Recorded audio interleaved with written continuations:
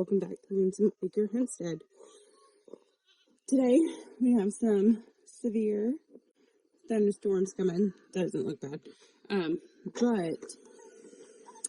it's mainly going to be like this afternoon, so I'm just going to go ahead and get everybody prepped for that. It's going to look crazy. I have moved our meat chickens.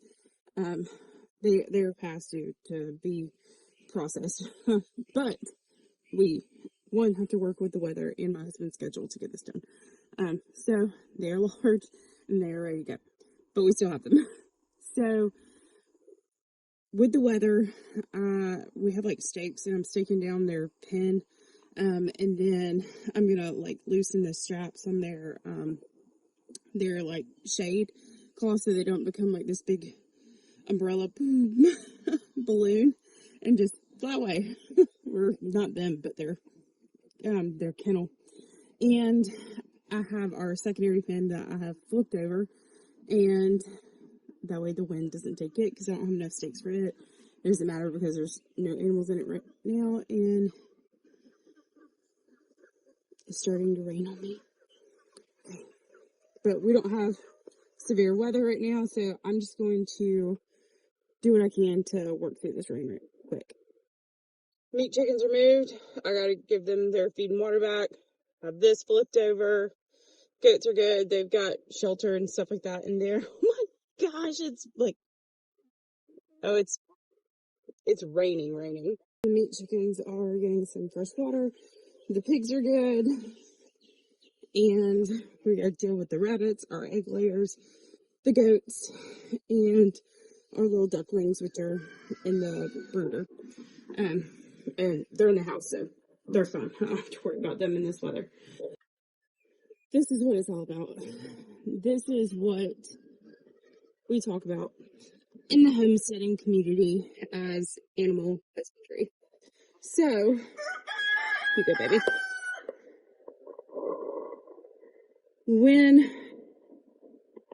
When you don't feel like it, when you don't want to, when the weather's bad, when it's too hot, when you got sick kids, when you just have 1,000 things going on in your own life, you still have animals that depend on you. And their needs a lot of times come before mine. And, you know, some days I want to rest, but you just can't do that. Obviously, you know, you can, you know, you have days where, you know, you go out, you feed your animals, you let them out, you don't do your extras, but this is non-negotiable. Like, I have to go out here, I have to feed these animals, because they rely on me, and I have to prep them for stormy weather. Would I love to just go inside with a cup of coffee and a good book? Yeah. And I just might today. Not after all this is done.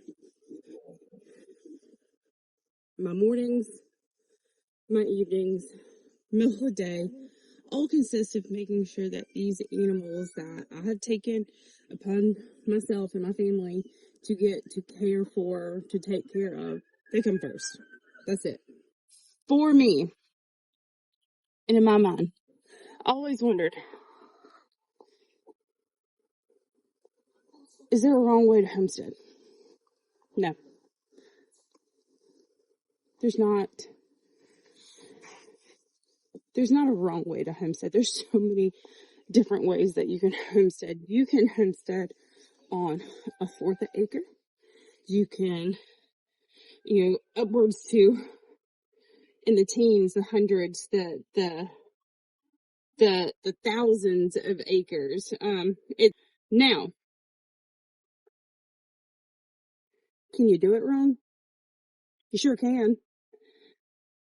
And I think that this gets into the topic of a lot of people who get into homesteading off the notion and the idea that it's very romantic. And yes, 100%. You know, when you excuse pork chop, when you get to reap, the benefits of, all of your hard work, yeah, that is romantic. Getting your garden beautiful and luscious, and getting out there with your kids, your family members, and spending that time together in the garden. Yeah, that's romantic. So don't think that I'm saying that, homesteading doesn't have a romantic side to it, because it 100% does. But 75% of the time, it's a lot of hard work and dedication. And you can do it wrong when you don't take care of these things. If you get a bunch of animals and you don't get out here and you don't water them, you don't feed them, you don't give them a clean, safe place to live, you're going to deal with death, disease. And the same thing with your garden. If you plant a whole bunch of seedlings and then you don't water it, you don't take care of it, you don't learn about the plants that you're growing, what bugs can ail those plants, what can kill them, what can and can't go together, you're not going to be successful.